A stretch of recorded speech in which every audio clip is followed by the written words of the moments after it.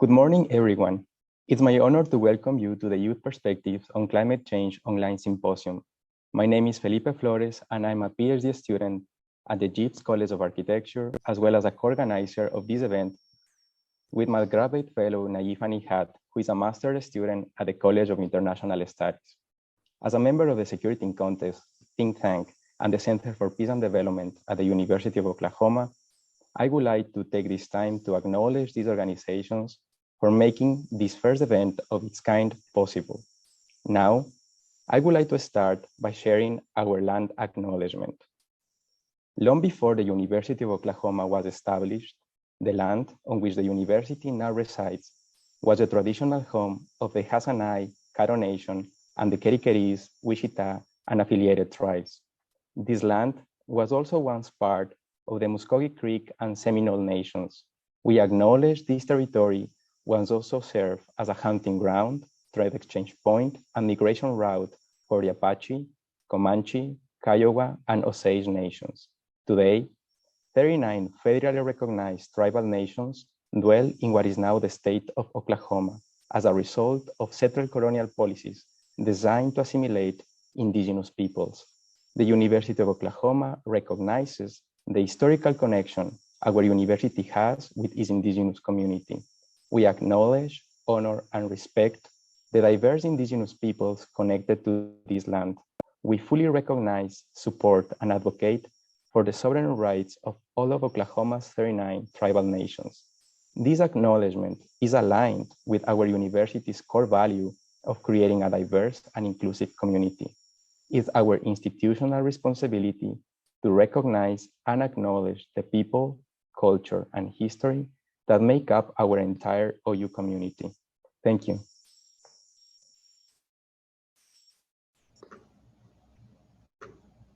Thank you, Felipe, for that important recognition.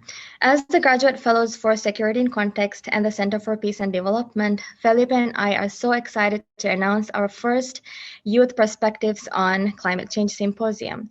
Today, we have invited young change makers, including Gabriel Alves, who is a political activist from Brasilia, Brazil, Nafa Asim, who is a marine biologist and environmental conservationist from Male City, Maldives, Elena Gualenga, an environmental and human rights activist from the indigenous community of Sarayaku, Ecuador, Asa Samuels, who is a wildlife conservationist from the Cheyenne and Arapaho tribes of Oklahoma and descendant of the Choctaw Nation of Oklahoma, and finally, Efren Nango, a Shuar leader, environmental engineer, and director of education at Confederation of Indigenous Nationalities of the Ecuadorian Amazon from Ecuador.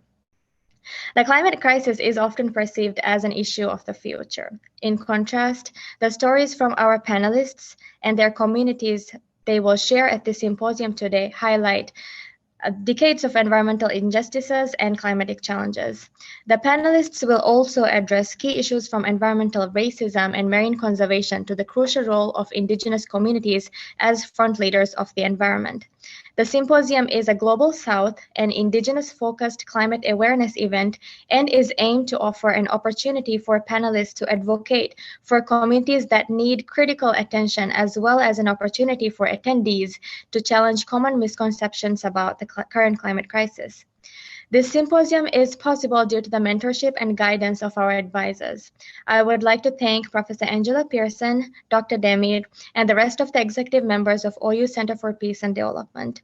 We are also grateful for the Security in Context and OU Center for Peace and Development, especially with the grant from the Carnegie Corporation of New York. We would like to highlight the support of our sponsors, College of Architecture, Department of Native American Studies, College of International Studies, Department of Geography and Environmental Sustainability, Center for Social Justice, Pachamama Alliance, and Latino Programs and Services. The idea for the symposium grew out of our personal and professional experiences living and working with communities that are negatively impacted by the climate crisis. Without further ado, we are excited to welcome the panelists who will be sharing more about their perspectives on climate change. Just as a reminder, one of our panelists is a Spanish speaker, and therefore we'll be using the chat feature to translate the important information he will be presenting to you today.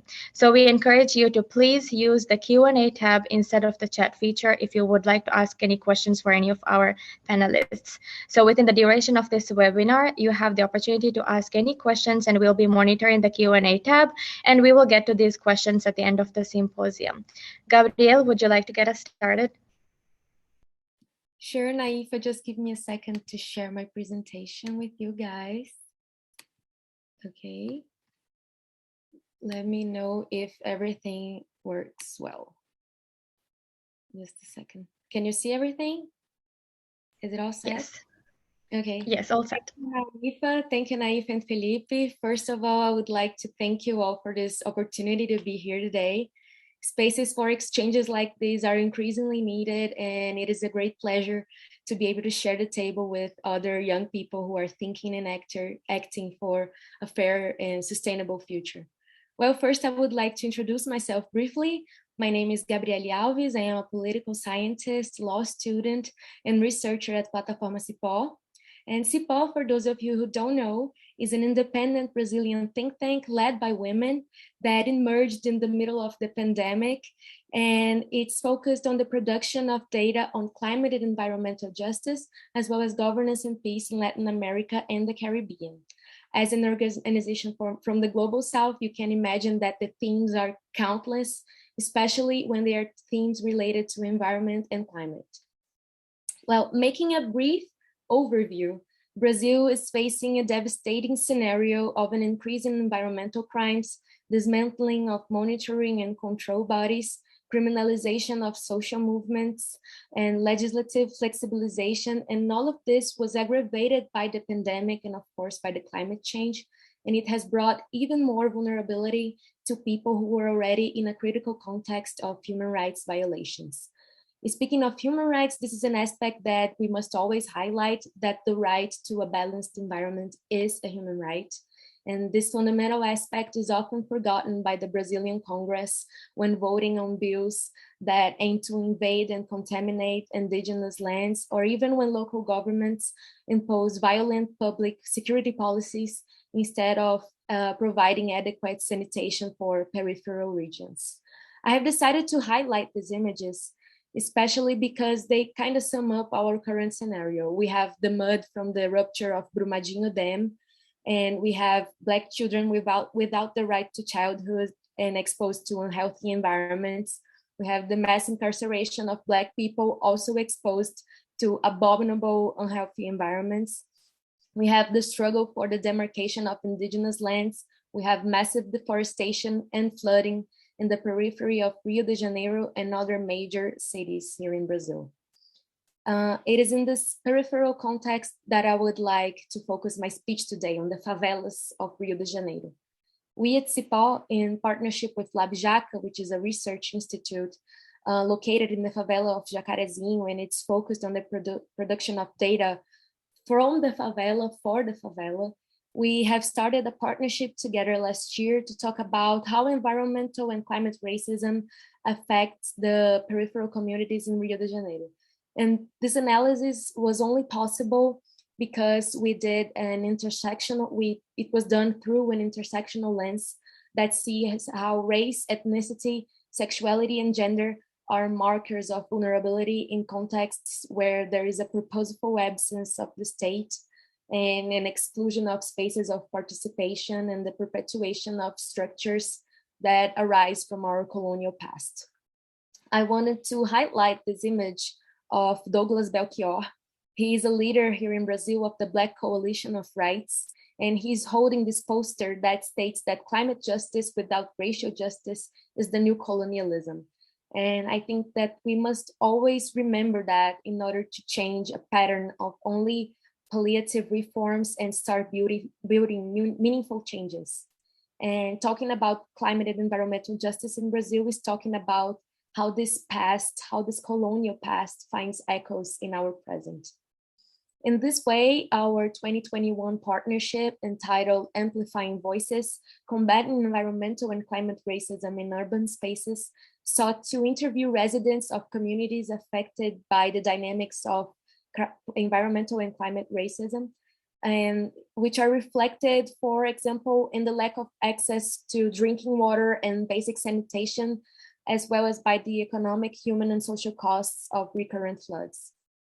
We produced a series of audiovisual content on Instagram containing frames from some of the interviews. In one of them, we meet the stories of Maria, Humba, and Ana.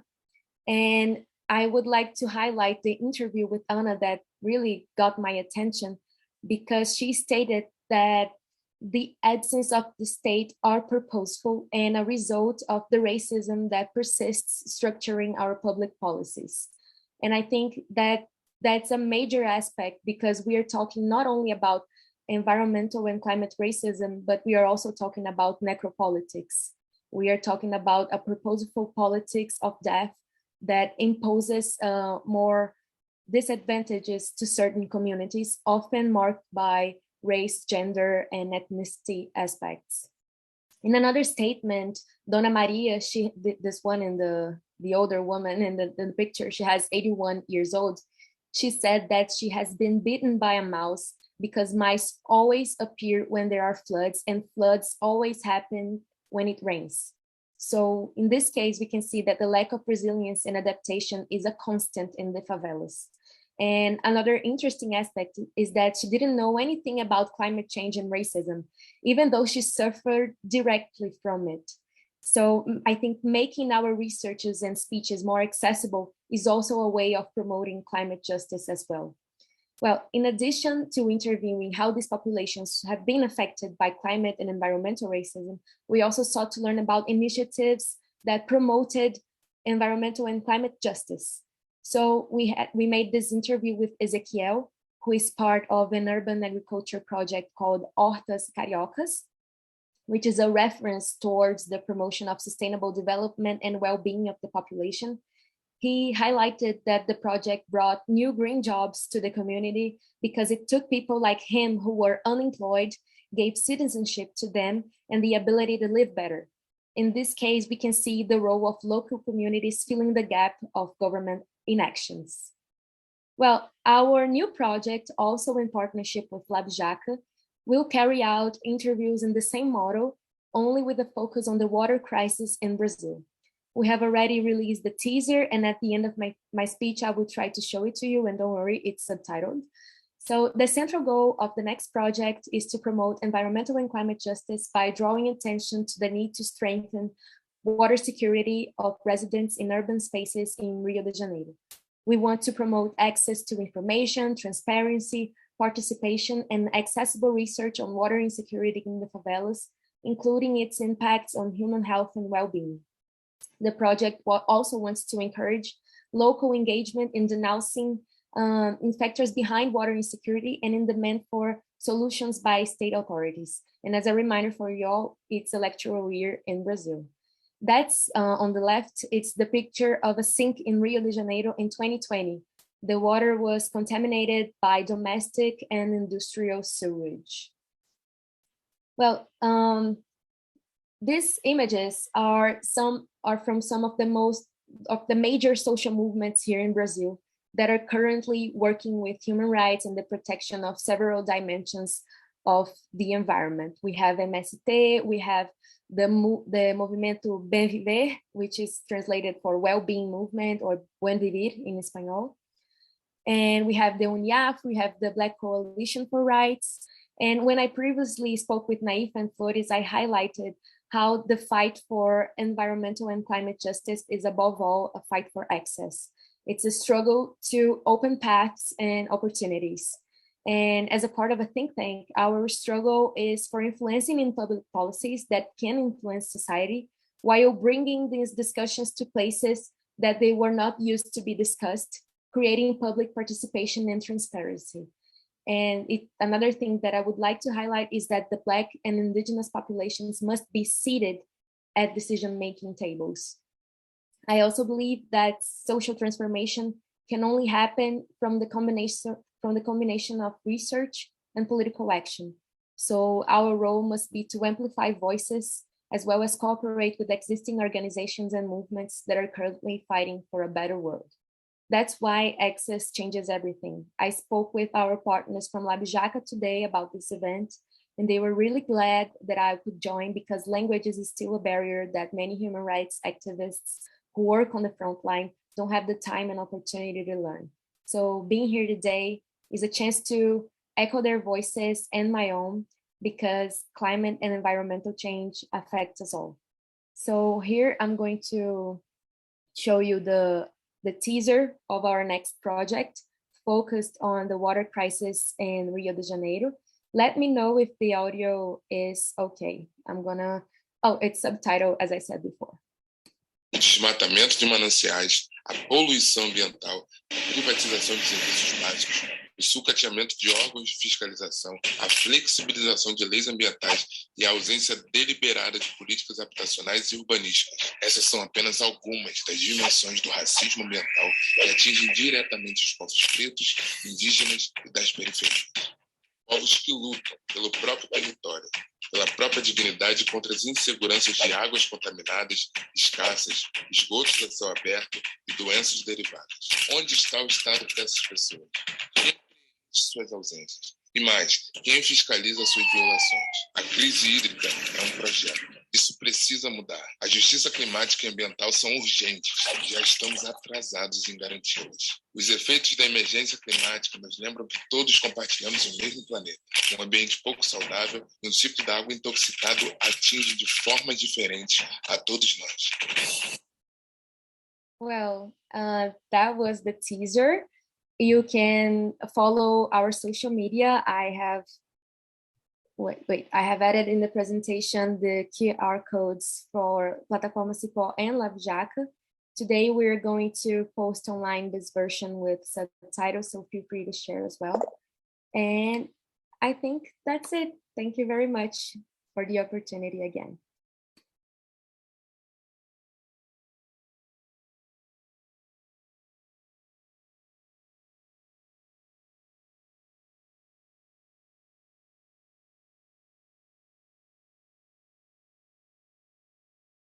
Nai, are you able to hear me?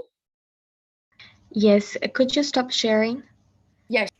Your screen, yes, and Ace is up next.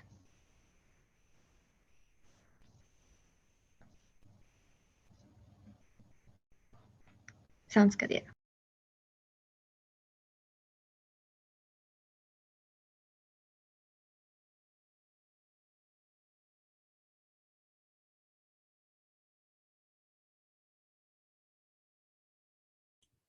Okay, can you hear me? Yes, we can hear you. Alrighty. Okay, so today I'll be talking about youth perspectives on climate change, the Native perspective here in the U.S. states. So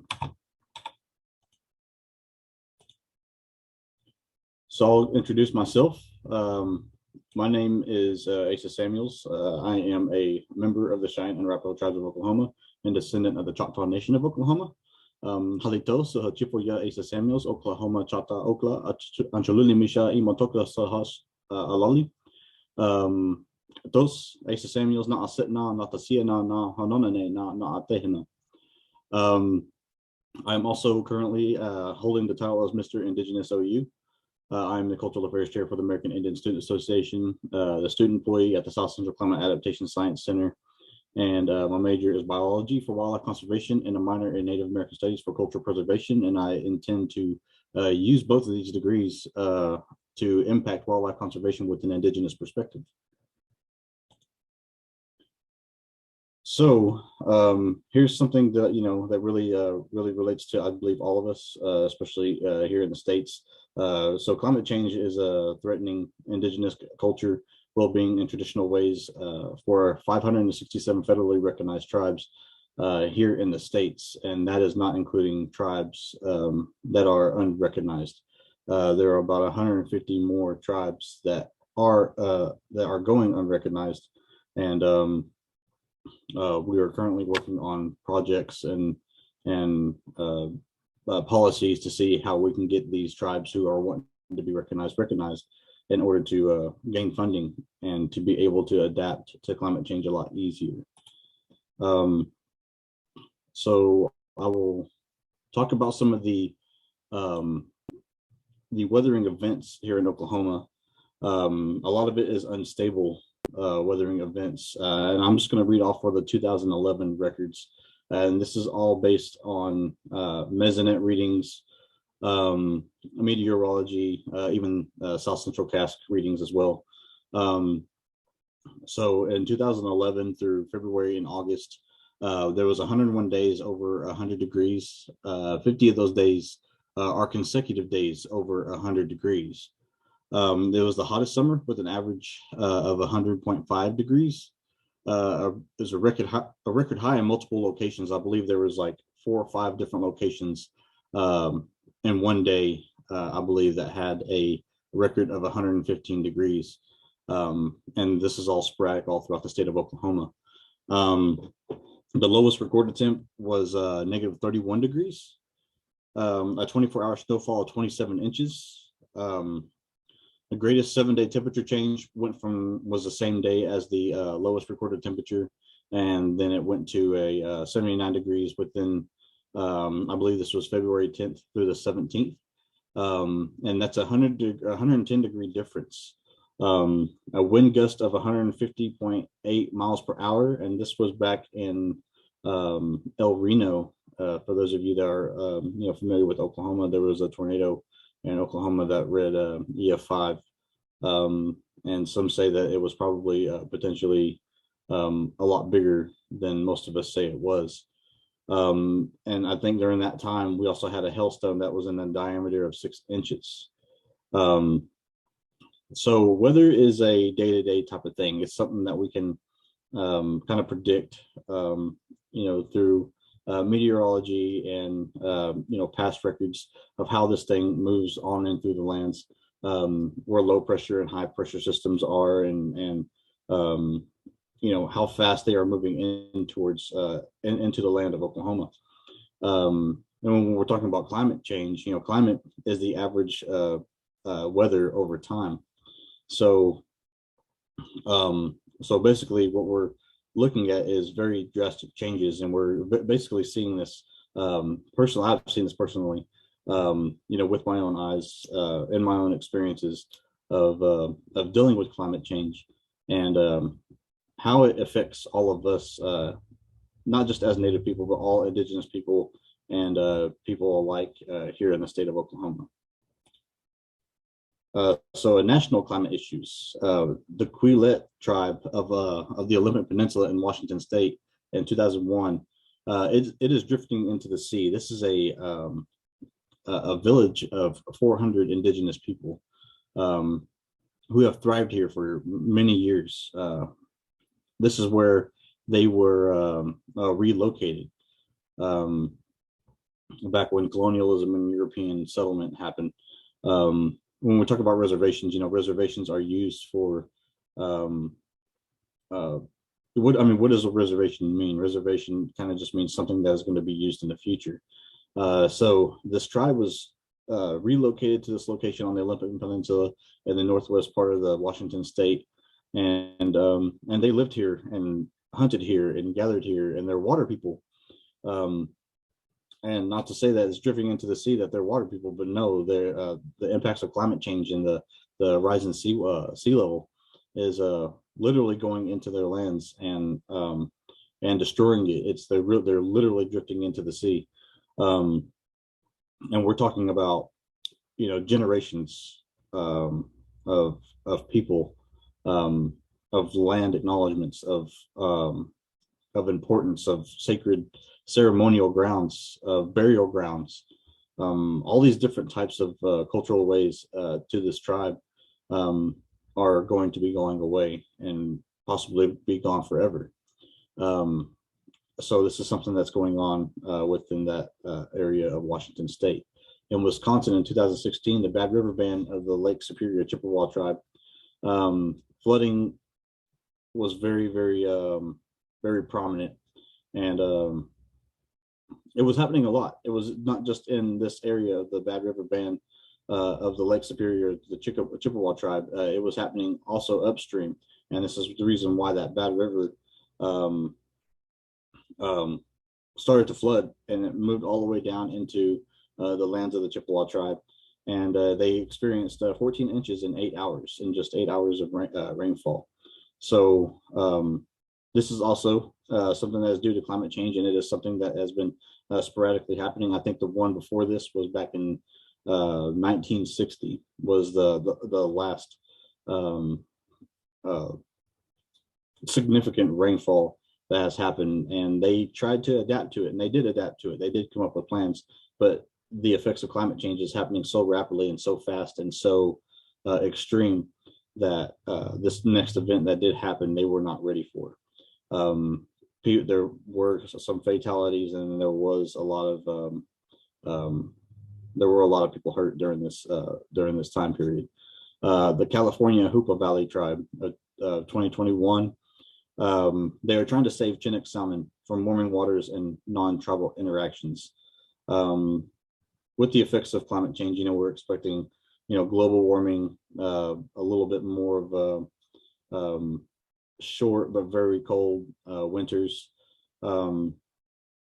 So with these short and very cold winters, and a lot of these melting, I guess you could say, ice caps.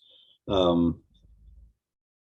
also due to CO2 emissions going into our atmosphere, they're experiencing warmer waters there in California, all the way through Oregon, through Washington, all the way up into Alaska. So salmon, and there's different kinds of salmon. There's cutthroat salmon, there's this Chinook salmon, there's just all these different kinds of salmon that range from this area, from this region, all the way from the west side of the land, all the way up north. They are experiencing these warming waters, and they went from fishing from 100 salmon a day, hundreds of salmon a day, to now they'll be lucky enough to fish maybe 10 catches a day. So this is a little something that is really drastic and really unfortunate, and that is happening to these tribes because they live basically solely on salmon and the water that is running through there. That also has to do not with just climate change, but also human interactions with dam building. And here pretty soon they are looking to destroy 3 or 4 dams that are upstream from this valley. And so hopefully that will make some changes throughout their salmon populations. Native people here in the U.S. are natural advocates, and not just Native people, but I guess I could say indigenous people altogether are natural advocates. We're frontliners. We are always on the front lines of climate change and trying to deal with it by adapting to it. We've been adapting to climate change ever since climate change has been a thing. And it's been a thing for thousands and thousands of years. It just hasn't been so extreme and so reliable on human interactions. And so these experiences that we have gone through from the past to now is what we're trying to bring back. We're trying to bring back the old knowledges of taking care of our lands, because we have a relationship with it. The relationship with the land just means that we know how to work it. We know exactly what the land needs. We know exactly what to take and what not to take. We know exactly where to go and where not to go. And this deals with contentment. This means that we are content with what we have. We are taught to be givers and not takers. We are taught to be, happy with what we have, happy with what we get from the land. And because of this, we have ceremony. Ceremony leads from dance into prayer, into many tribes. All of us tribes, we're all the same, but we're all different. We're all the same culture, but we're different cultures. We all recognize as Native people or Indigenous people here in the U.S., but we also identify ourselves in our native languages and different languages, and we all have different types of ceremonies for the regions that we are in. We have with different wildlife that we celebrate. Building relationships between researchers and tribes. These are the actions on climate change that we are really trying to take, especially here within Oklahoma, with government and local tribes. The relationship here is not very good. It's very unstable. It is election year, so this is something that we are looking to change, and hopefully we have a new governor who is willing to establish a good relationship with tribes in order to build a good connection with tribes and to use that traditional ecological knowledge that we are desperately needing for all the land, and not just for tribes.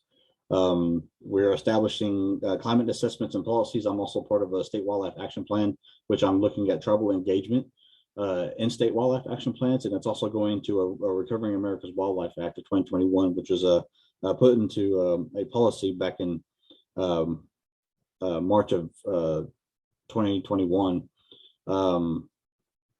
It's actually on the House of Representatives floor. It's being passed around for votes, and it's not looking too good right now. And this is because some of our political leaders don't understand about who we are and what it means to be an Indigenous person here in the U.S. They don't understand that we are the frontliners that I was just talking about. Adaptation plans, kind of like what I was just talking about a while ago with the state wildlife action plans. Adaptation plans are a part of that, and like I said before, the adaptation plans really go off of how we adapted to climate change all throughout these thousands of years. And we've been very, very successful at that. And especially these tribes that are going unrecognized, like I said, the 150 tribes that are unrecognized, they are adapting to climate change. They are affected by it the worst, and they are adapting to it the best, if that makes sense. And the reason for this is because they don't get government funding. They don't get any type of funding. So they're basically left to themselves. They do set up plans with other tribes and try to collaborate in those ways. But all in all, they are by themselves, and they are working their own lands, and they're coming up with their own plans in order to be able to adapt to climate change successfully. And then we talked about this indigenous traditional knowledge. This is knowledges that need to be used to combat climate change. There's a saying, it's called, or it says, we need to use information that is so old it seems new.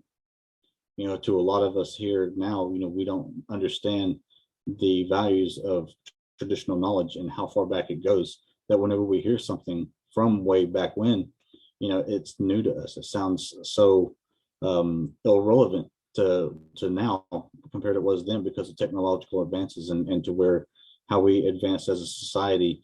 It doesn't seem logical, but at the same time it does, because back then we were doing everything right. But if we're doing everything right then, why don't we bring that back and create change based off those indigenous traditional knowledges? So what is my vision? I shared this picture because this is a youth all throughout here in the States, of different tribal youth. And those little boy says, "I carry the traditions of my ancestors. I am here. I will be counted." We count. And they definitely do. I think one of the biggest things that we need to do is to get our children more involved in environmental sustainability, into conservation efforts, into preservation of culture. The reason for this is whenever we talk about wildlife conservation, we're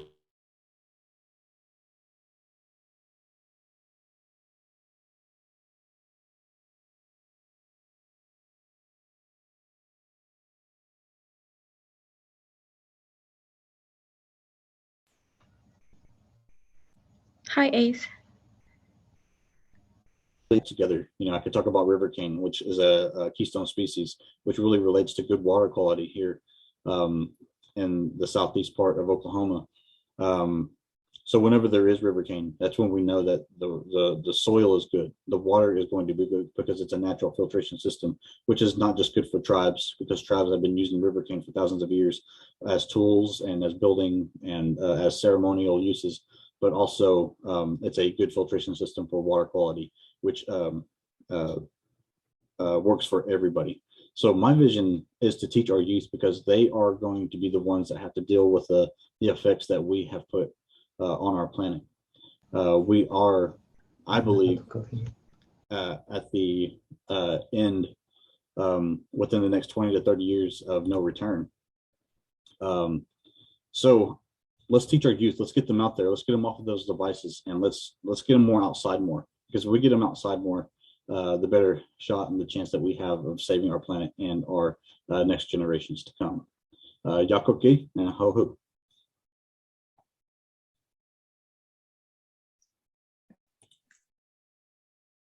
Thank you, Ace.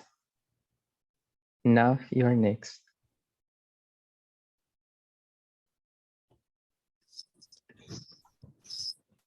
Thank you, Nai and Felipe. My name is Nafa, Asim, and I am from the Maldives.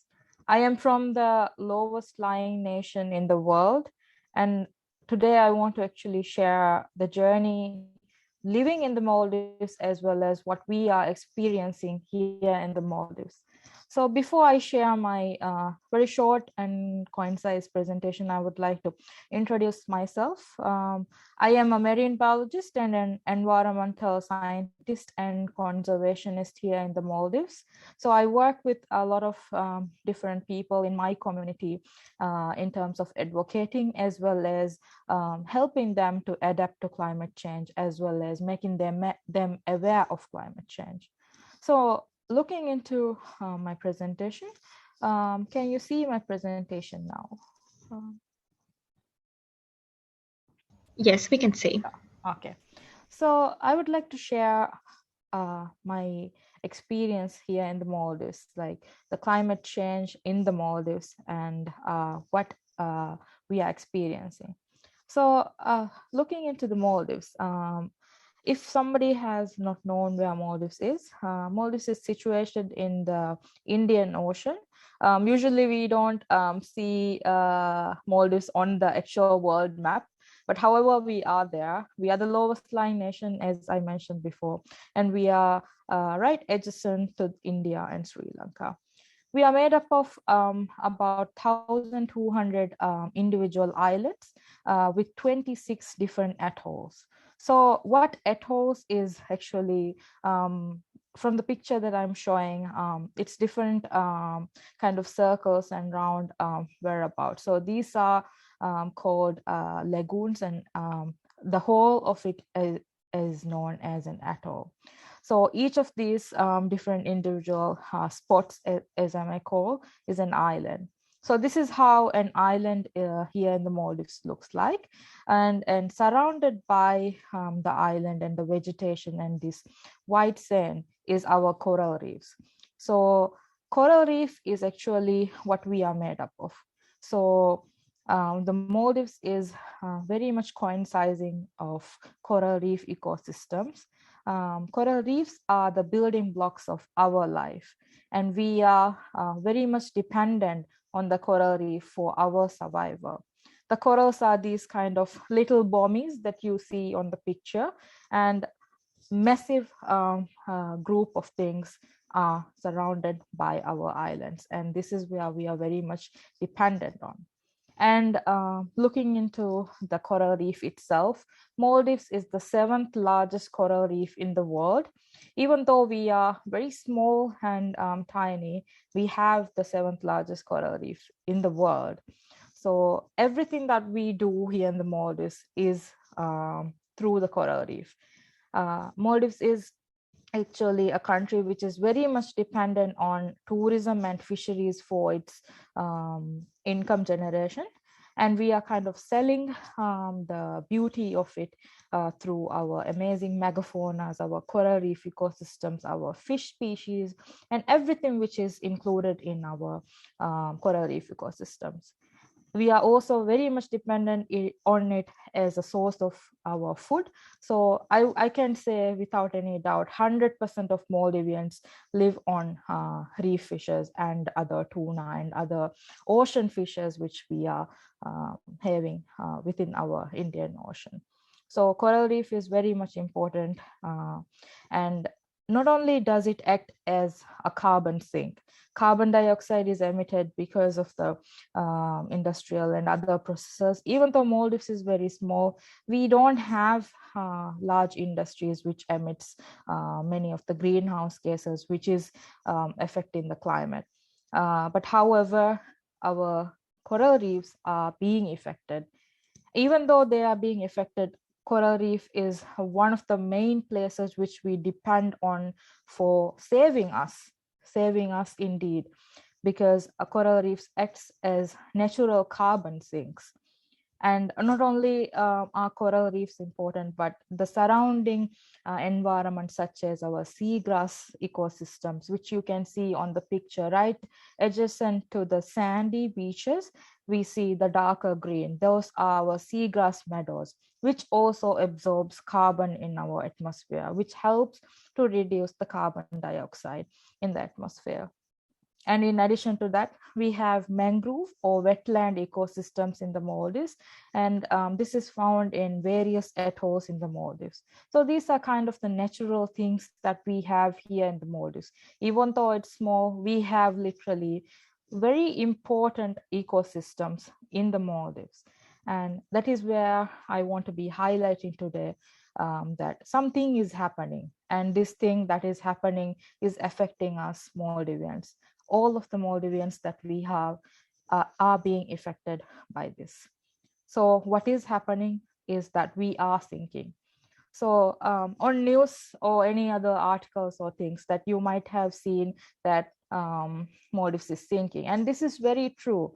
Maldives is indeed sinking, and we are seeing that every day, every year. We are seeing a lot more different scenario than the previous months or weeks or even a few days back. So soil erosion and the sea level rising is happening, and our islands are slowly going into the water. And you might be wondering, like, why is it that we are talking about sea level rise or even soil erosion? The Maldives, the height of the land or the maximum height of the land that we have is just 2 meters. That is, if we say, it's just a height of a person of a 6 foot. So it's just 6 feet tall, the land. And with the changing climate and with the sea level rising, we are experiencing this. And every year, even if we evaluate the situation, we are seeing that we are slowly sinking. We have seen islands disappear here in the Maldives, and we are currently very much worried about this. Not only that, but we are also experiencing things like coral bleaching, which is affecting the coral reefs. So why I'm talking a lot about this coral reef ecosystem is that because coral reefs are the places which we are very much dependent on, or not only for our livelihoods, but also as natural protections. So coral reefs actually help us from things like storm surges or even things like tsunamis. When it occurs, they will kind of stop the waves coming into our islands. But however, with these kind of climate change issues, as well as natural issues like coral bleaching happening every year, every day, we are very much scared for the well-being, or even living here in the Maldives is scary. And being a Maldivian, I want to express this with all of you, that this is happening. And not only is our coral reefs or our seagrass ecosystems, but also our mangroves are right now kind of dying off. So this has been experiencing since 2019 actually. So slowly every year, the mangroves, the plants that we have which absorbs carbon, are dying off. And we still haven't figured out why, but it's very much related to the changing climate. So as you can see, I'm standing right next to a beach, and the beach vegetations are also eroding and going into the sea. We are kind of donating every little living being as well as items and vegetation on our beach into the sea. This is not willingly, but this is happening, and naturally we are very much in danger. And the houses that we are living here in the Maldives is just 1 meter away from the shoreline. So, and looking into kind of the efforts that currently I am doing. So I have been working very much closely with the local communities and engaging with local communities, making them aware of climate change. Our generations before me, or even my generation, usually doesn't know the term climate change or what's happening because of that.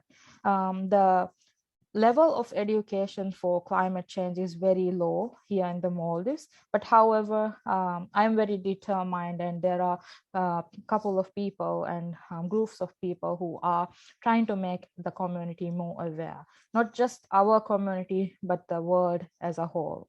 So in terms of my journey, like a lot of people in the Maldives really experience this kind of not swimming or not being able to swim. So I learned how to swim when I was just 20 years old, and I'm 26 now. So there's a lot of, even though we are surrounded by the ocean, a lot of people doesn't know how to swim. So I think, and I believe that learning to adapt starts from swimming for Maldivians. And with this, I am very much empowered in teaching other people how to do this.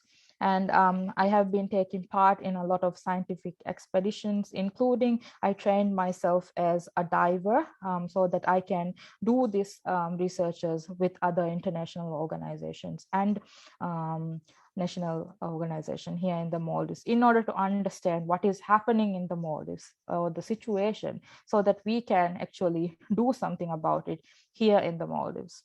And I have also been very much involved in adapting the local communities, teaching them how to swim, teaching them how to snorkel. So even if there's, God forbid, something happens, they are determined, or they are able to do something or save themselves if something like this happens. And in addition to that, I've also been very much involved in the implementations or like protecting the ecosystems that we have. We are experiencing species loss as well. So I have been working very closely with other international organizations in the past in order to save our marine species, or even the livelihood per se, by implementing certain measures of catching fishes, so that we can preserve what we have rather than over exploiting. And I have been very much involved with the local communities, teaching kids that the ecosystems that we have are important. They should not be scared of going into the environment and learning for themselves, because in the past we are very much distanced from our coral reefs or other ecosystems that we have. But now the younger generations are getting aware of it, and they are very much more involved in protecting the environment that we have. I also help in cleaning the beaches around our vegetations and islands, and also going into other uninhabited islands in the Maldives. So even though we have 1,200 islands here in the Maldives, there's only less than 200 islands which people are actually living on. The rest of the islands are uninhabited islands, and these islands are also experiencing the sea level rise, and we can't really have access to these islands, but also just kind of swim onto the islands if you want to explore. So this is a group of people that I work with, and who are exploring the natural ecosystems that we have in order to better understand.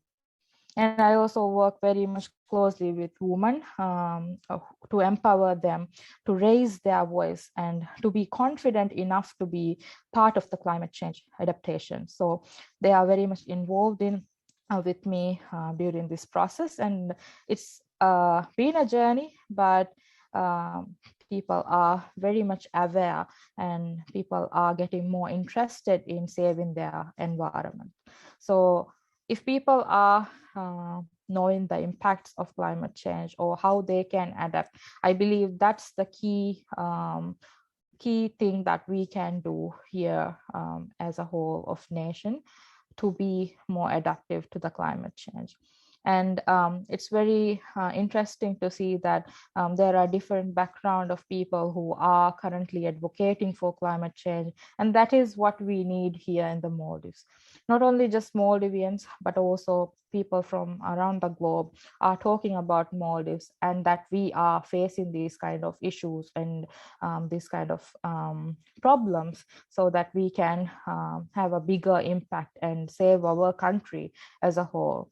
Because if we don't do anything about this, I don't believe that we can be very dependent on our own resources to save ourselves, but people around the globe needs to know that we are thinking, we are having the most effect because of the changing climate. And even though we Maldivians are doing what we can do to protect ourselves and our ecosystems and our islands, we want your help in establishing that climate change is happening. And in order to mitigate the impacts, we need the world to mitigate their impacts and their kind of emissions to climate change. So that's about it from my side. And if you would like to contact me, this is my details. And I look forward to speaking with you in our question and answer session. And thank you once again. And I hope that you have been made aware of our situation here in the Maldives. And I hope to speak with you soon. Thank you.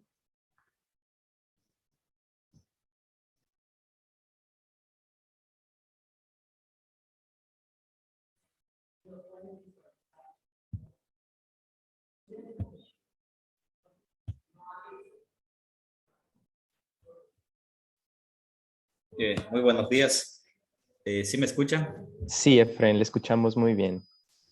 Muchas gracias.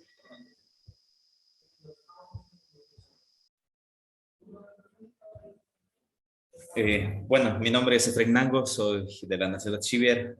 Actualmente soy dirigente de educación de la Confenie, que represento a 11 nacionalidades y 23 organizaciones de la región amazónica ecuatoriana.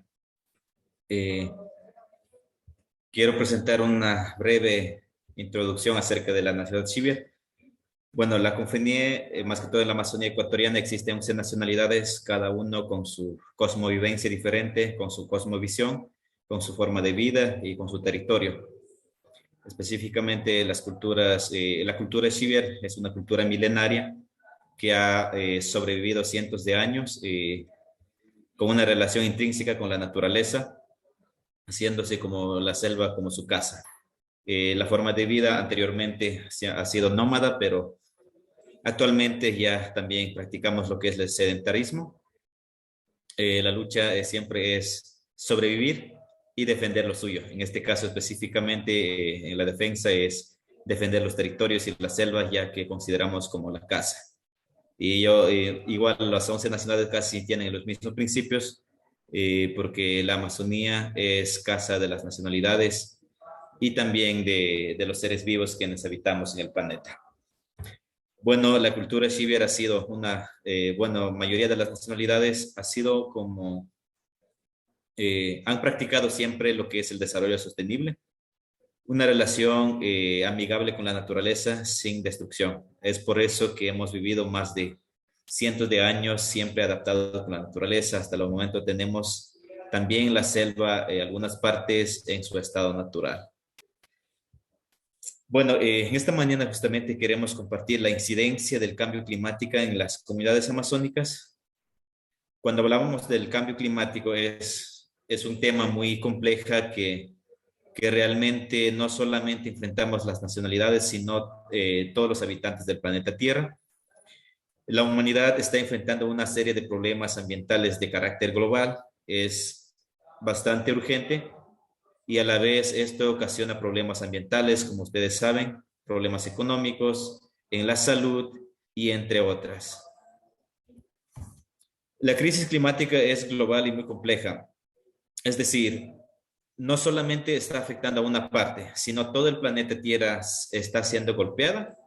En las últimas décadas, también en la Amazonía, las comunidades indígenas más que todo, sufren algunas actividades catastróficas de la naturaleza. Y esto la naturaleza no hace solamente por hacer, sino es la consecuencia de las malas acciones de la humanidad. En la Amazonía, como digo, en las últimas décadas ha habido cambios drásticos en tema de clima que está alterando la cosmovivencia propia de las nacionalidades. Cada nacionalidad tiene su calendario vivencial en las comunidades en el ciclo del año. La Amazonía tiene dos estaciones bien determinadas, marcadas, que manejamos como las culturas que vivimos ahí. Es la época lluviosa y la época del sol. Y eso ha sido una estación bien marcada en el año, casi mitad. Pero en las últimas décadas se han alterado esto y a la vez esto está alterando el ciclo ecológico, está alterando también los nichos ecológicos, los hábitats mismos y también las épocas de reproducción de las especies. Y también eso altera directamente, como digo, la cosmovivencia de las nacionalidades. Por ejemplo, mayoría de las nacionalidades realizan su chacra, su trabajo, su producción agrícola en los meses de verano para sembrar en los meses de lluvioso. Entonces ahí es cuando la época lluviosa ayuda a la fertilidad y también el crecimiento de las plantas. Pero ahora con estas alternaciones drásticas que está mezclando, ha sido un factor muy preocupante en las nacionalidades. Uno de los problemas más notorios que se ha afectado en la Amazonía es el exceso de la lluvia. También por ende causa las inundaciones. Ya en algunas comunidades ya están sufriendo estas grandes inundaciones para las comunidades que habitan en las riberas de los ríos Conambo, como el río Bobonaza, Pastaza, el río Napo, y entre otros ríos importantes que se encuentran en la región amazónica. Han habido inundaciones, lo que nunca hubo antes. Las nacionalidades saben, tienen bien limitado hasta dónde llega la inundación. Y ahí es cuando ya pasando esos límites de la inundación, realizan su chacra, realizan su casa, su vivienda. Pero ahora con este exceso de lluvia, las inundaciones han llegado y muchas comunidades han sido afectadas por la inundación, perdiendo sus chacras, que es su producción agrícola, perdiendo también sus cositas, la casa misma. Y es muy preocupante. También el tercer punto es alteración de estaciones en ciclo del año. Como decía, está afectando estos cambios climas variantes que se está viendo en la Amazonía. Y también el aumento de la temperatura. Es notorio, he conversado con muchos sabios, abuelitos, preguntando la temperatura, y ellos sienten que hace años atrás la temperatura era baja, pero ahora está subiendo la temperatura, entonces es notorio. Y una de las razones que todos sabemos es esto. En el Ecuador, aquí pueden ver la imagen, está hecho un estudio de la cobertura glaciar del Ecuador, en los volcanes específicamente, volcán Cotopaxi, volcán Chimborazo y entre otras. En el año 1990, la cobertura glaciar del hielo que correspondía a los volcanes era 97.2 kilómetros. En el año 1997 son 60.7 kilómetros, está bajando. Y en 2010 ha reducido drásticamente a 48 kilómetros metro cuadrado. Y en el 2016 está en 43.5 kilómetros cuadrados. Y bueno, no tengo un registro, no he buscado, del año 2020, entonces está bajando de manera constante y eso es muy preocupante. Y es la razón por lo que aumenta el volumen de la lluvia y el volumen de los caudales del río.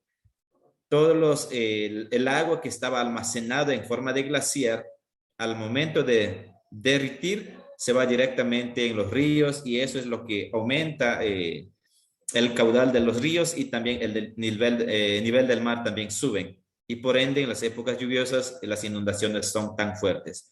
Y todo esto es ocasionado por el aumento de la temperatura a nivel global. Frente a esta preocupación, la CONFENIE tiene acciones muy importantes. Uno de ellos es Plan Estratégico de la CONFENIE y también Plan de Implementación de la CONFENIE que está hecho desde 2019 hasta 2025. Y dentro de ello, cada nacionalidad tiene sus planes de vida para poder actuar bajo el principio del desarrollo sostenible, bajo el principio de la conservación del medio ambiente y sin dejar a un lado las necesidades básicas de las nacionalidades y de las comunidades indígenas. Dentro de ello, nuestras acciones hemos empezado desde el año 2019. Acciones, el plan de implementación tiene 5 ejes, de los cuales hemos priorizado 4 ejes importantes que tienen que ver con la legalización y saneamiento de tierras. Si queremos conservar nuestro bosque, primeramente tenemos que tener nuestro territorio legalmente reconocido.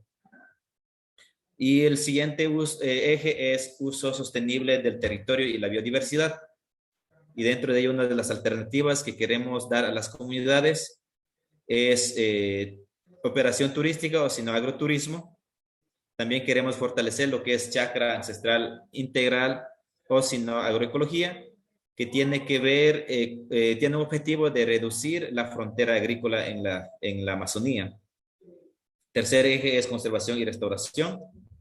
Conservación en las áreas, en los ecosistemas de alto valor, donde todavía una parte del bosque amazónico hay áreas vírgenes, digamos bosques primarios, eso queremos mantener en su estado natural.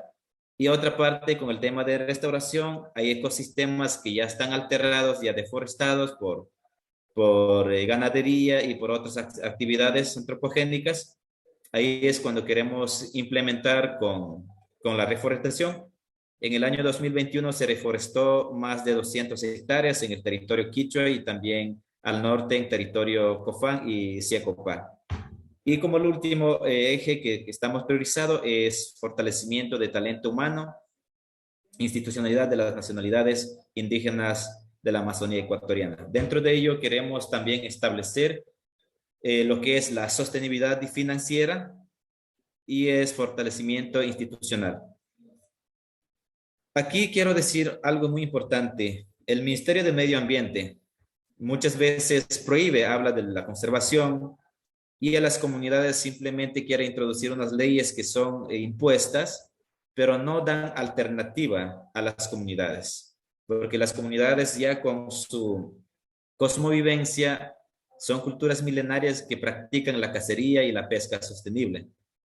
Entonces, el Ministerio del Ambiente muchas veces a los emprendedores, a las emprendedoras, especialmente a las mamás que tienen mercados en el fin de semana que sacan en la ciudad, si traen o venden plato gastronómico o plato típico que es de la Amazonía, en este caso como guanta, armadillo, a veces el Ministerio del Medio Ambiente les cae, les sanciona o les multa, pero no le dan una alternativa para ayudar en sus emprendimientos. Frente a todo eso, la CONFENIE está buscando primeramente crear su propia unidad técnica administrativa financiera para poder concursar en los proyectos de fondos verdes a nivel mundial con el fin de implementar proyectos de desarrollo sostenible en las comunidades. También estamos implementando programas de formación integral de los directivos, técnicos, juventud de las nacionalidades con el fin de capacitar a los jóvenes para que ellos sepan administrar su territorio de manera equilibrada, de manera sostenible y al mismo tiempo que también produzcan la economía o lo que hablamos, la bioeconomía o la economía indígena dentro de las comunidades amazónicas. Y dentro de ello también en este programa de formación estamos hablando mucho de la educación ambiental en las comunidades, en los niños, en las escuelas, en las unidades educativas generales. En todo ello estamos implementando. Y también, bueno, como último punto es adquisición de equipos de oficina y mobiliarios por la CONFENIE. para que cada nacionalidad también cuente con suficiente material para poder seguir trabajando y más que todo en defensa de su territorio. Las propuestas que planteamos siempre como compañía es conservar el bosque en su estado natural. Más de 60% de la región amazónica ecuatoriana pertenece al territorio de las nacionalidades y eso es lo que queremos conservar en su estado natural. Otro es reforestar los espacios alterados y también mirar al bosque selva como nuestra casa. Nuestro anhelo es que toda la ciudadanía, todo habitante del planeta Tierra mire a la selva, mire a la naturaleza como una casa, casa de todos. También dejar de ser consumistas, materialistas y amar a la naturaleza. Aplicar el principio de la pluriversidad. Tema pluriversidad, últimamente estamos hablando mucho, donde los estudios occidentales, digamos, han dicho que la única forma de dar solución al problema en la humanidad o el problema ambiental, cualquier problema que haya en la vida, es universidad, donde habla de un solo camino, universidad. Pero en cambio las nacionalidades, desde la CONFENIE y la CONAIE, con nuestra estructura, hablamos de pluriversidad. Hay muchos conocimientos, cada nacionalidad tiene su ciencia, su conocimiento, que son útiles para poder dar solución a los problemas ambientales y otros problemas que presenten la sociedad.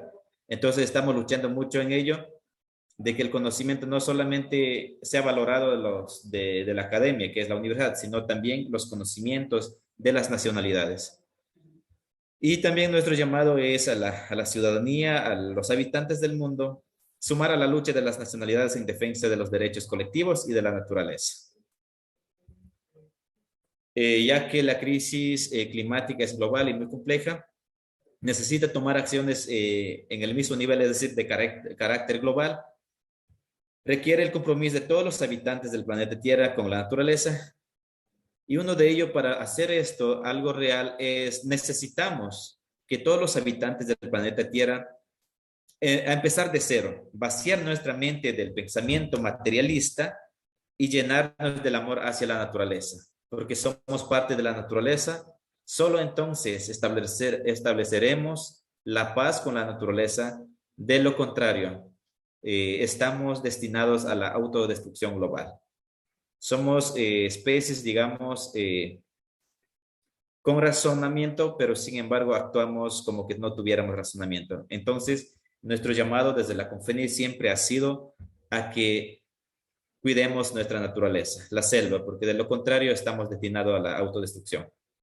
Una de las iniciativas de la CONFENIE es como decía, más del 60% corresponde al territorio indígena, y eso aporta importantísimo un dato que tenemos aquí: 80 millones de toneladas ya de carácter natural. Nuestro bosque está almacenado el carbono. Si tumbamos todo esto, esto se desprende y se va a la atmósfera y aumentaría drásticamente el aumento de la temperatura.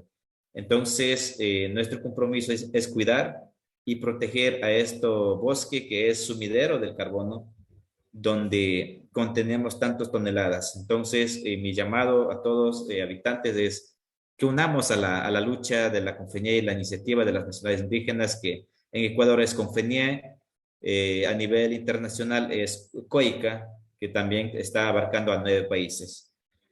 Bueno, aquí un dato importante que la misma Estrategia Nacional de Financiamiento Climático han dicho: los pueblos y nacionalidades indígenas son actores fundamentales para asegurar la gobernanza de la Amazonía y la protección de la biodiversidad, contribuyendo significativamente al combate contra el cambio climático.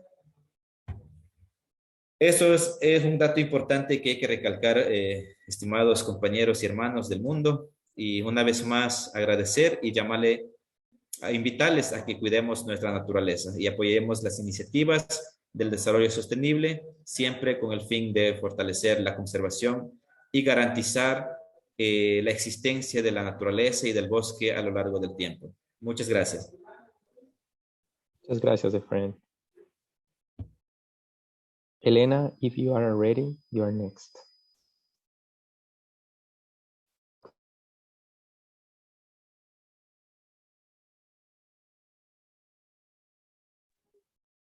Hola, hello. I'm not able to share my video screen. I think I'm limited in some way.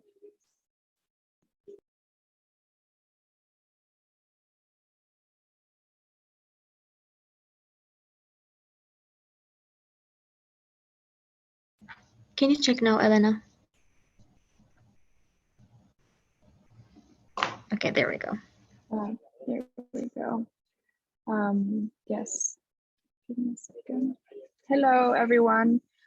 My name is Elena Gualenga. I'm from the community of Sarayaku, also in the Ecuadorian Amazon, from the Quechua people. And I come from my community also is a part of the organization that Efren is from.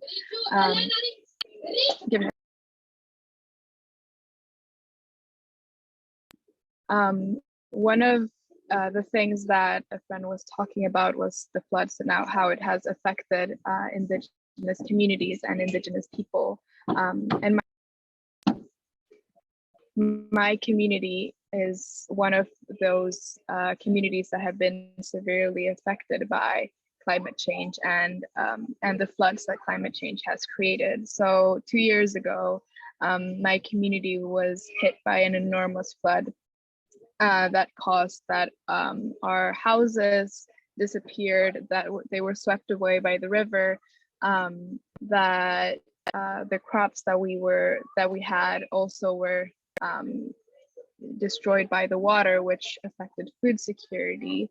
And as the presenter from Brazil was saying, with floods, they come plagues.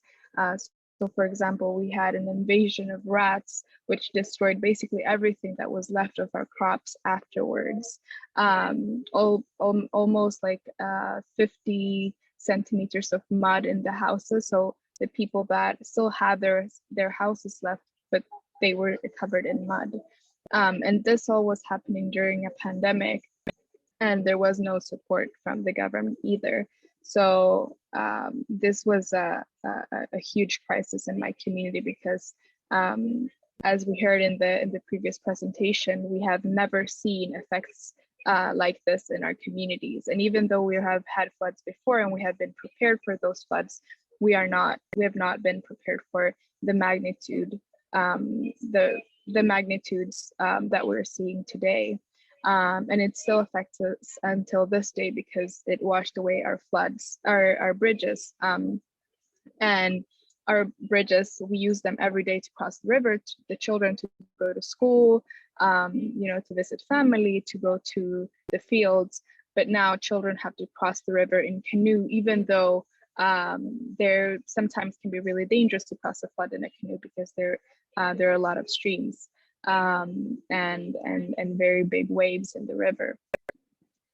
So climate change has been affecting us for a very long time now and has been affecting us in our everyday life. But on top of that, indigenous people in the Amazon have also been facing the environmental effects of the fossil fuel industry, which is the main cause of climate change. It is estimated that in the Ecuadorian Amazon, there occur 1 to 2 oil spills per week in the Ecuadorian Amazon, and the most devastating ones happening in the last 2 years after the Texaco oil spill. And this has left thousands of people without water, but it also means that people that priorly have relied on, for example, hunting, and the drinking water has come from the rivers, can no longer rely on that because the animals that they hunt could also be polluted with crude oil that they have drunk from the river. And this is a struggle that is extremely hard for indigenous people in the Amazon, the fight against the fossil fuel industry. The current government is planning and is expanding both the oil exploration and mining. And just today, it was announced that they're now starting to drill in another part of Yasuni, the national park, in the northern Amazon. And a huge oil and mining boom is coming again with this government. And I guess, and on the outside, many times the current Ecuadorian government is seen as a very pro, green or ecological government, but that's not the reality. There have been some the president, for example, expanded the marine reservation, the Galapagos Islands, but that doesn't mean really that they are protecting the Amazon, because it's on the contrary, they're now coming with all force into the Amazon. And this is why free, prior, and informed consent is so important in Ecuador and in all other countries that are facing extractivism, because that tool gives us the right to decide over our own territories and what happens to it. And that's why it's so important that it's in our constitution, but it's also important that it's fulfilled and that it actually happens, because now a lot of the processes that happen are manipulated and are not really respecting the sovereignty of indigenous people. And this is something that happens throughout the Amazon, that oil companies and mining companies come in and do not really have the consent of the local people and of the indigenous people, but they have the concessions that the government has given them, and then they do not respect the decision that indigenous people have made, which is that they do not want extractivism on their lands. So this is one of the big struggles that the Amazon faces, but also because indigenous people and rural and communities are the most underfunded ones when it comes to education, when it comes to healthcare. There is a lot of internal struggles that we have to tackle. And one of them, as I said, is education. And my community, Sarayaco, is working on that right now to improve education. I believe there are studies made that show that indigenous communities here are the ones that have the least access to education at all, or education of quality. But that also means that when we kind of integrate ourselves to the Western idea of education, we leave aside our own education, which is our ancestral knowledge and what our elders and what our ancestors have left us. So in order to combat those two issues, my community is right now working on a new curriculum to improve education in our communities, and to make sure that our own knowledge and our own cosmovision and our own way of seeing the world and viewing life is integrated and is a base to our new education, and that we also can combat, for example, migration to the cities in the search of education, that we can combat that with actually providing good education and education of quality in our own communities. So there are a lot of different struggles, a lot of different fronts in indigenous communities. One is the one, fighting against extractivism, but another one is also improving our own lives here in the community. I think what is just very, very important to mention is that just in general, the most biodiverse areas and the most protected areas are under the custodianship of indigenous people, which is why it is so important to make sure that indigenous people's rights are respected and that indigenous people's decisions are respected. And so in order to, for example, protect the Amazon, it's firstly important to protect the people that are protecting the Amazon, which are indigenous people. And for that, I mean, right now, the first COP Escazú is happening in Chile.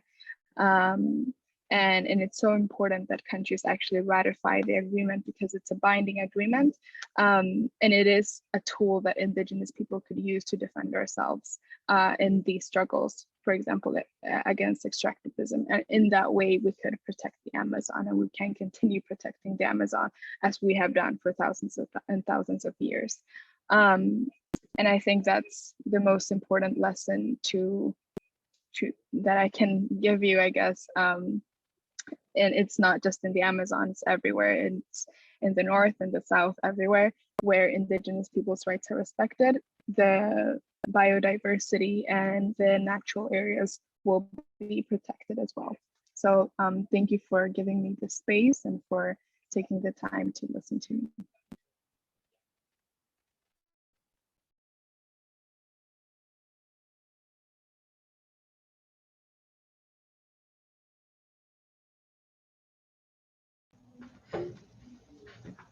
Thank you so much, Gabriel, Ace, Naf, Efren, and Elena for sharing your insights. Please switch on your cameras because we will now start our closing discussions with questions from the audience. So audience, now is the time to pose your questions for our wonderful panelists in the Q&A tab. While you send in yours, I will go ahead and ask the first question. So there's a question for all and any one of you can answer. And my question is, what is your final message or call to action for the attendees who are here today, those who will watch the streaming later, and those who are interested in acting on the current climate crisis?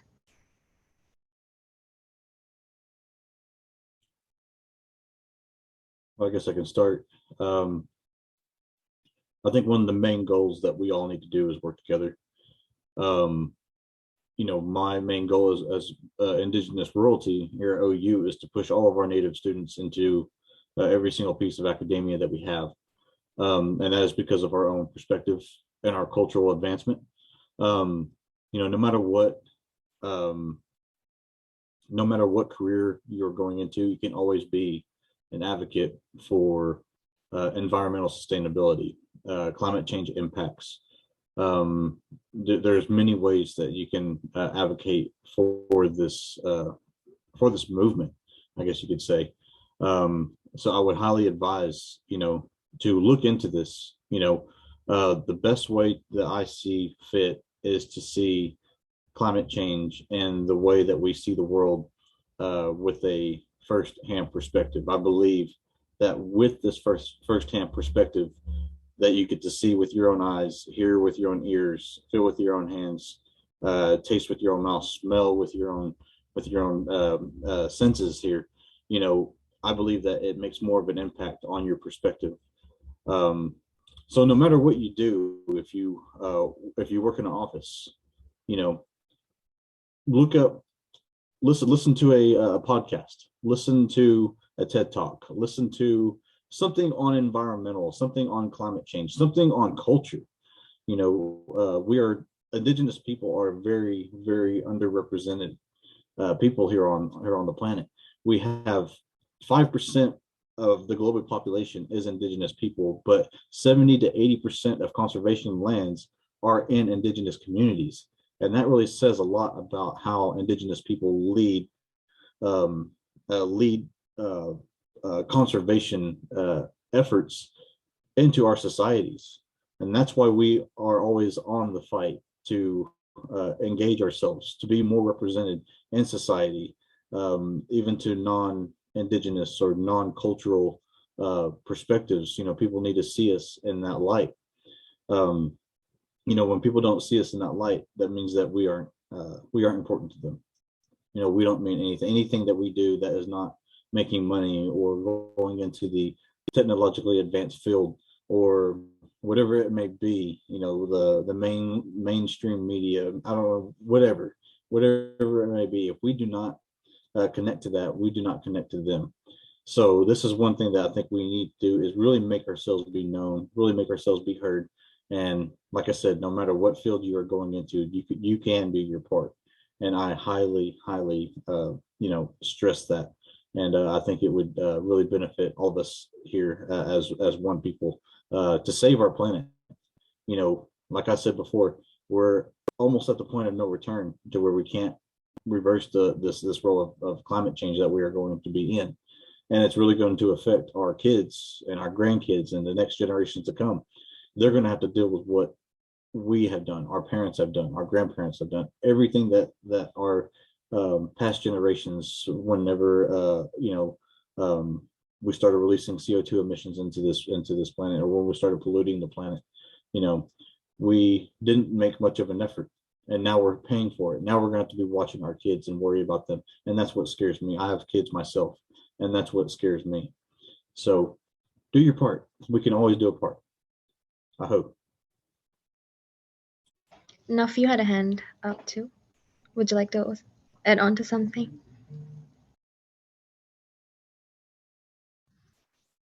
Yeah, once again, thank you. And I think my final message would be do something on your individual levels as well. So we can't really rely on everybody or depend on somebody to take actions, but even individual efforts can have a massive difference in your communities, especially when it comes to things like climate change and adaptation, and or even making people aware. It's important that we take that step, even if it is through social media marketing or giving individual awareness in their communities. We need to be kind of conjoining and joint forces with other people, so that we as an individual or a group of people can help the issue of climate change. Yeah. Thank you. We have a question for Elena. What is needed to make your education project possible? What is needed? That's a good one. Well, right now we're kind of just on our own, developing the curriculum and making sure that we can put together our own cosmovision, our own way of seeing life, our way of living, into kind of integrated with Western science. And yes, unfortunately, what is always needed is funding to go through with projects, and especially big ones like this, because this is something that we're hoping that we can not only implement for small children, but also for example, high school students. And then later, when we actually have created this, so we can try this in other communities as well, because this is something that is only in my community right now and only my territory. But in order to spread it, of course, oh, I have a dog here. That's just another step. So, you know, if there are people that, you know, can support in guiding when it comes to education, just, you know, giving tips on how to work with children, like that, of course, would be very, very welcomed. And I think the part where it's, you know, about teaching our own ancestral knowledge that we already have here. So yeah, I guess that's, if that answers your question.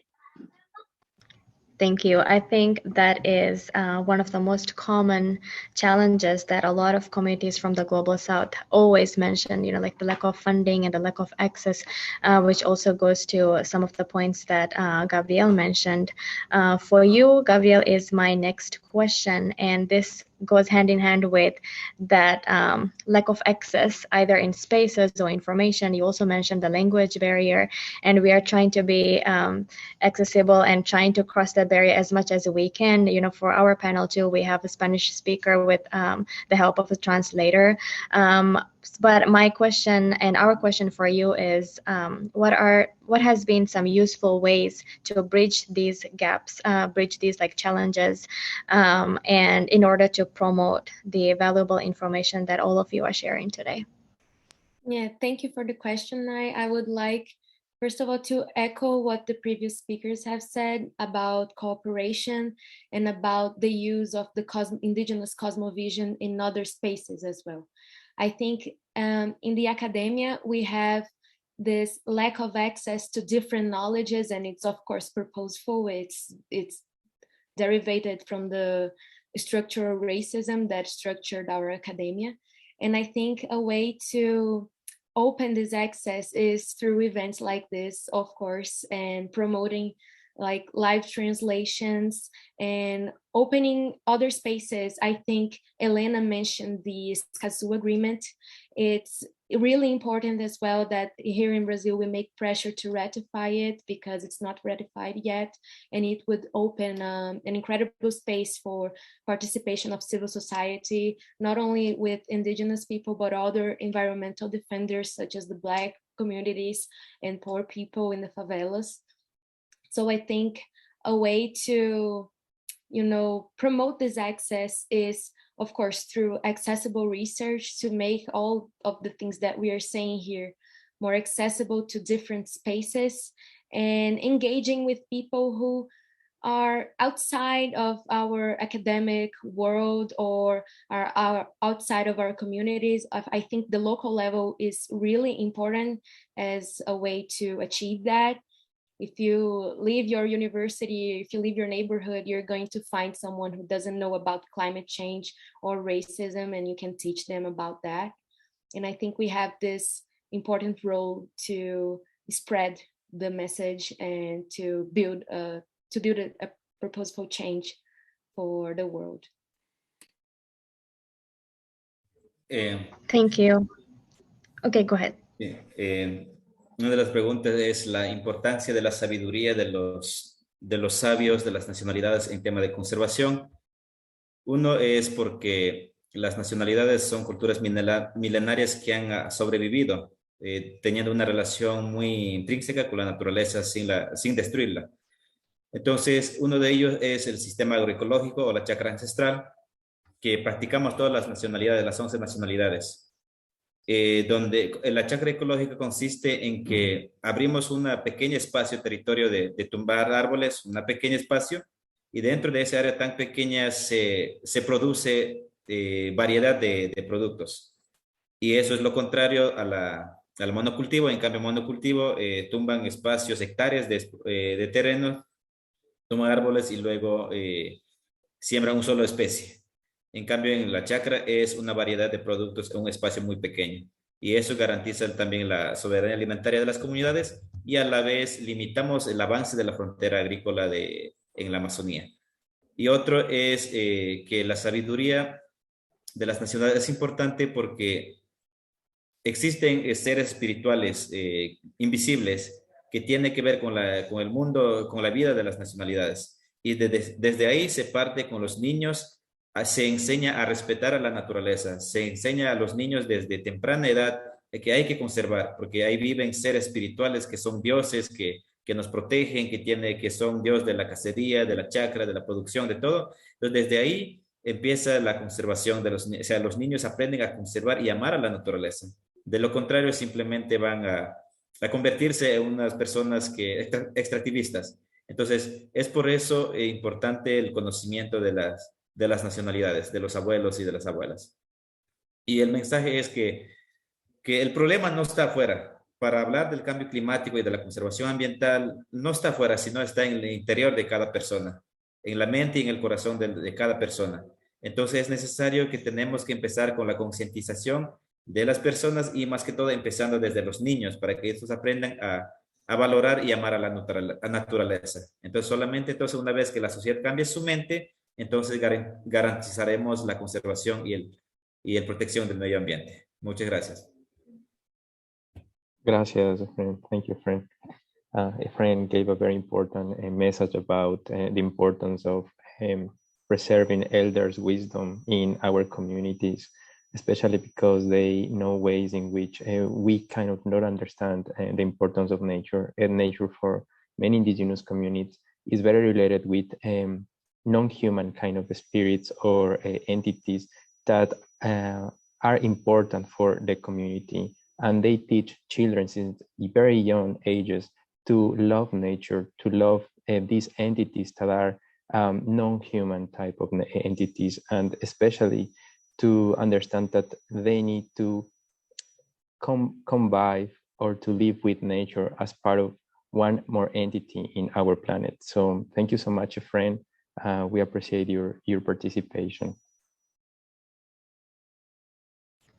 And before I pass it on to Felipe for closing remarks, I also would like to echo some of the key things that all of you mentioned, which is the fact that many of us who are coming from representing these communities have been talking about or experiencing these issues for a very, very, very long time. And it has been very unfortunate to either find these spaces or create these spaces. And some of the challenges that many of you mentioned in even having the space to talk about the issues from the communities that we come from. And a lot of the time, it is the passion that we have that really fires up even the hope to continue talking about the same crisis for centuries, for decades, and for days. So this issue is so present in so many of our lives, and I'm sure it must have not been very easy to continue talking about it, but I'm so thankful for the attendees who came here to listen and to learn, and so that as we move on from this symposium, then we are filled with the hope and the desire to act on the climate crisis. Now I would like to pass to Felipe for our closing remarks. Thank you so much, Naifa. What you said resonates with all these young speakers that are like working from their own places to make a change with their capabilities and resources. And this is an amazing work that you have been doing, and we are honored for have you here. And it's my hope that all people who are listening to us will resonate with your message and will actually work and participate in their own communities, in their own universities, institutions, to create small changes, because a small change, if we do it all together, can be a big, big change in the world. We have now come to an end of this Youth Perspectives on Climate Change Symposium. Once again, we would like to thank our 5 speakers, Gabriel, Ace, Efren, Elena, and Nafa, joining us from Brazil, Oklahoma, Ecuador, and the Maldives, and sharing your valuable knowledge and insights on how your communities are affected so deeply by various climate injustices. We would also like to highlight our sponsors and show gratitude for assisting us at various capacities through the organizational and executional processes. Our heartfelt thanks goes to the Center for Peace and Development and the Security in Context think tank, and our mentor for the event, Dr. Angela Pearson, and the grant from the Carnegie Foundation. Naifa and I hope that you are leaving our symposium having learned about how the climate crisis affects different communities around the globe and the deeper and complex issues that accentuates the vulnerability of these communities. We also hope that these remarks by our panelists have inspired you to take actions and will start or continue to do your individual parts in this global issue. Therefore, we would like to invite you to follow our webpage where we will post the recordings of the symposium as well as the presentations, PowerPoints, and additional resources to guide you as you continue educating yourselves. We appreciate your time you spent with us. Thank you so much. Thank you, guys. Thank you.